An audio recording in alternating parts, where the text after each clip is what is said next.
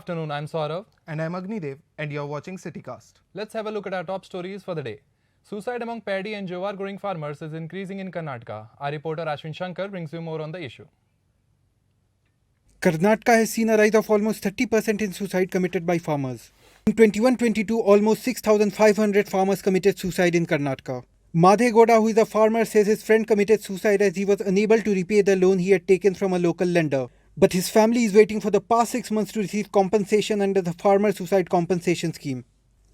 Madhe Goda himself took a loan of 50k from bank to buy equipment, seeds and fertilizers to sow almost 14 quintal of jowar in Neelamangala. ಅಲ್ಲೂವರೆ 2 ರೂಪಾಯಿ 1 ರೂಪಾಯಿ ಹಾಕತ್ತಾರೆ ಇದು Muslim ಜೋಳನ ಅವರು ದಳ್ಳಾಳಿ ಒಳಗೆ 5 ರೂಪಾಯಿ ಹಾಕ್ತಾರೆ ಮಾರೋರು 10 ರೂಪಾಯಿ ಮಾರ್ತಾರೆ ಬೆಳೆದವನು ಕಷ್ಟಪಟ್ಟು ಬೆಳೆದವನಿಗೆ 1 ರೂಪಾಯಿ ಸಿಗೋದು ಸಿಕ್ತು ಅದು ಇಲ್ಲ ಅದರಿಂದ ರೈತ ಆತ್ಮಹತ್ಯೆ ಮಾಡ್ಕೊತಾ ಇರೋದು. According to Agricultural Department, around 800 farmers had applied for loan waiver scheme in 2022, out of which loans of approximately 250 farmers have been waived off. Loan indebtedness is the main reason for farmer suicide. These farmers have not taken any loan from banks or other registered money lenders or etc. That's why the committee rejected these cases. But farmer suicides are still happening in spite of all the schemes and all. Yes. President of the State's Farmer Association says loans of many farmers get rejected by banks. He also highlights the inability of government to stop farmers from committing suicide. Main thing, farmers is not a organizing sector. It is an unorganized sector. Yes, sir. So that farmers not pressuring the government in detail. Only farmers going to suicide. Elected members are not lobbying for the farmers' issue. While farmers suffer due to less crop yield, the government say they are helping them. Meanwhile, most of the farmers say they are yet to receive the benefits provided by the government. Ashwin, CityCast, Bangalore. Owners of MSMEs find it difficult to finish their orders and deliver their products on time. Reporter Sreshti looks more into their problem and brings us more.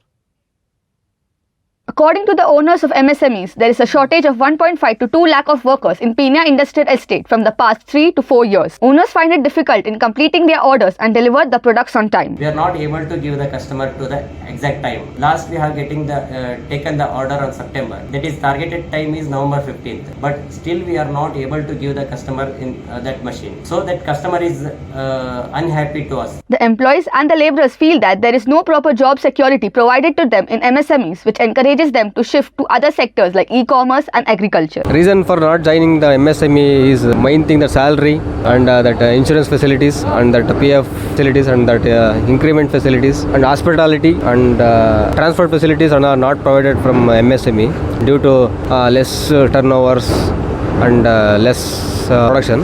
According to the ex-president of Federation of Karnataka Chambers of Commerce and Industry, the GDP growth rate of manufacturing and service sector came down to minus 24.6% during the pandemic. He also feels that there should be a grievance or a redressal cell for the MSMEs like other sectors. Any MSME becomes sick, they have no grievance cell or redressal cell. So for every services there is a regulatory authority. So why government is not created a regulatory authority for MSME? That means if he faces any problem, he can go to the regulatory authority and complain, so that regulatory authority chief can call such people who was causing a trouble and can help this kind of MSMEs. 3D printers, artificial intelligence, machine learning should be adopted by the MSMEs to maintain and sustain the growth of this industry. This is Srishti Srinivasan reporting for CityCast, Bengaluru.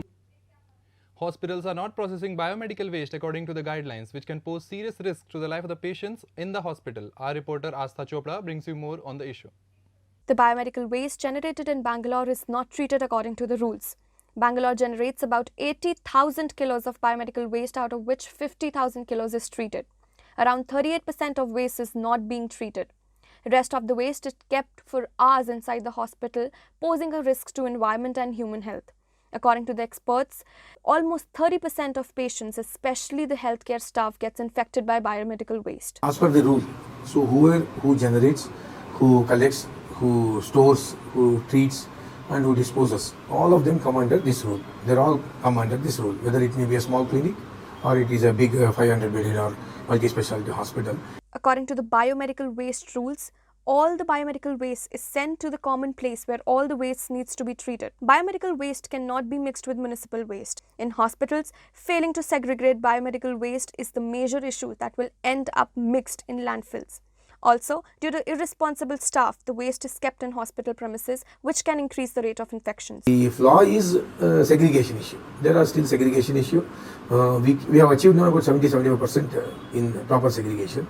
Still about 25% segregation issues are there. The change of staff. See, once I train it, so after within 2 months, 3 months, people may change, people may shift. And once it becomes routine, as you said, there is negligence also from the part of this lower end, this paramedic or the other end, the bottom end people who handle the final waste.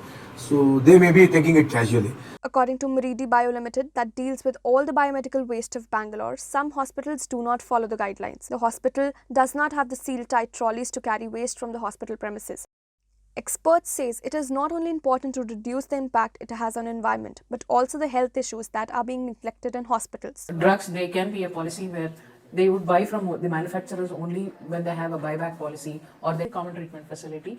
If they can stick to the rules and maintain the temperatures of the incinerator as well as that of the autoclaves, where you need to maintain the temperature and pressure of the autoclave, which is appropriate and what is designated. Regular inspections and audits should be conducted by the KSPCB to keep check for almost 4,000 hospitals that come under Maridi. Astha Chopra reporting for CityCast, Bangalore. Right after the breaks, we will look into the increase in wildlife trafficking cases in Bangalore. Till then, stay with us.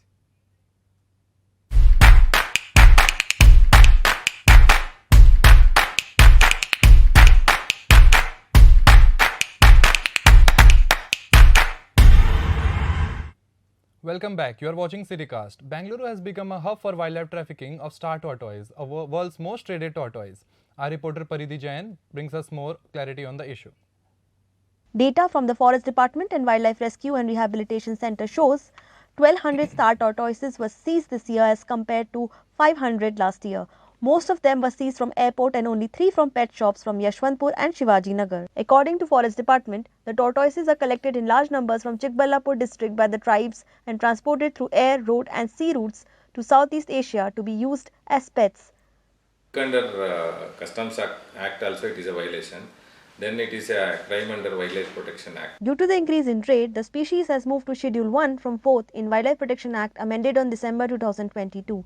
After tortoises are rescued, at least 30% of them will die due to respiratory issues. Thousands of them are stuffed into small bags and suitcases and little, traveling kits to avoid detection.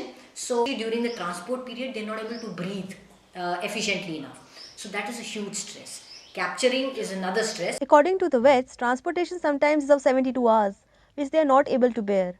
Delay in paperwork by the authorities also adds to the problem.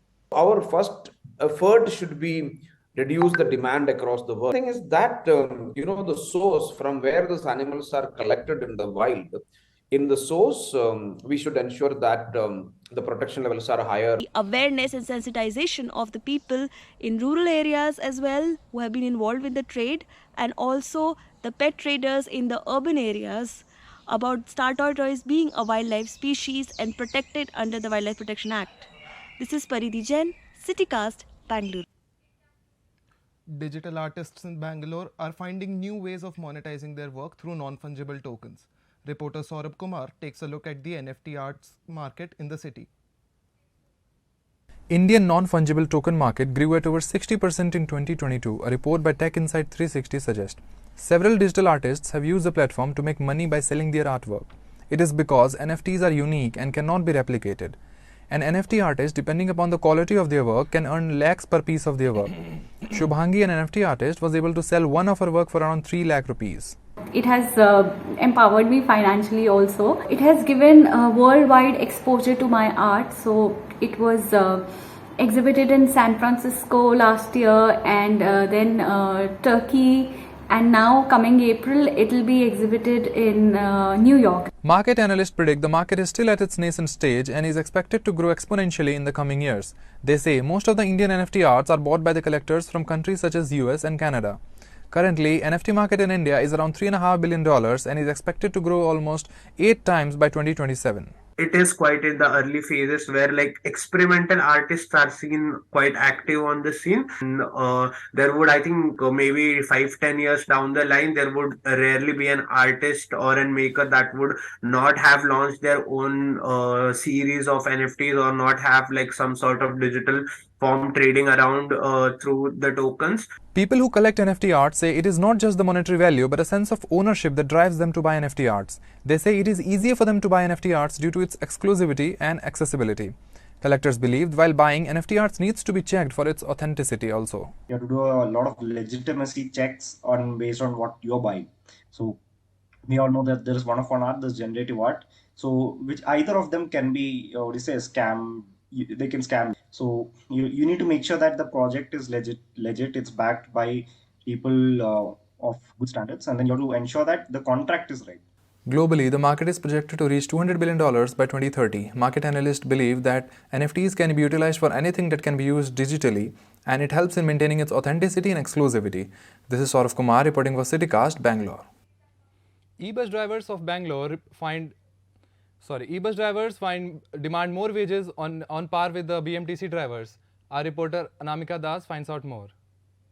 E-bus drivers goes on a strike as the amount which they get is not sufficient for them. E-bus drivers ask for the payment of rupees 25 to 30,000 like the other BMTC bus drivers, but they only get 10,000 to 11,000.